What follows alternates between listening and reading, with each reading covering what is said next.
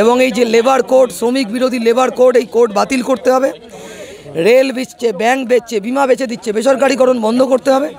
Smart meter, prepaid smart meter বন্ধ করতে হবে। অস্বাভাবিক মূল্যবৃদ্ধি রোধ করতে হবে, এই দাবিতে ধর্মঘট। 3 মাস আগে আমরা নোটিশ দিয়েছিলাম। ফলে আমরা রেল লাইনে এমনি আসিনি। আমরা রেলে অনেকক্ষণ ধরে রয়েছি, 1 ঘন্টা রয়েছি আমরা। এবং রেল পুলিশের আচরণ দেখলেন। রেল পুলিশ সিভিক দিয়ে মনে করছে তুলে দেবে। রেল পুলিশ জোর জবরদস্তি করছে। রেল পুলিশ জিআরপি চলে আসছে, যাদের কাজ নয় রেল লাইনে অবরোধ তোলা, সেই জিআরপি চলে আসছে।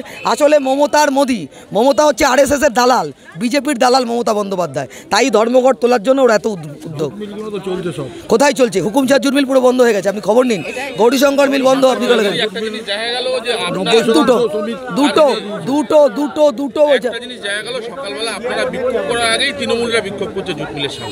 জোর করে ঢোকাচ্ছে তো। তারপরে হুকুমচাঁদ মিল বন্ধ হয়ে গেছে, গৌরীশঙ্কর দেখুন বন্ধ, নৈহাটি জুট মিলে 2টো স্পিনিং চলছে, এক্ষুনি বন্ধ হয়ে যাবে। রিলায়েন্সে জোর করে শ্রমিকদের ঢুকিয়েছে, এক্ষুনি বেরিয়ে যাবে শ্রমিকরা। তৃণমূল জোর করে ধর্মঘট বন্ধ করার চেষ্টা করছে। আর জুট মিল শ্রমিকের কথা তৃণমূল ভাবে?